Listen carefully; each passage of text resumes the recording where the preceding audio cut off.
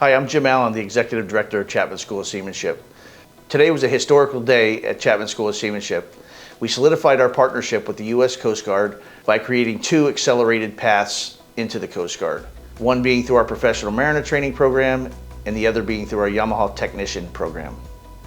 For our Professional Mariner Training Program, the accelerated path includes a depot level 3-week boot camp, followed by reporting to your unit as a BM3.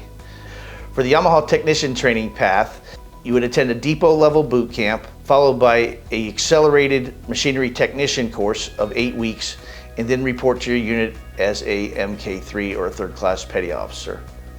Taking advantage of these lateral entry programs allow you to get a jump start on your Coast Guard career, cutting off 1 to 2 years of time that it would typically take to advance.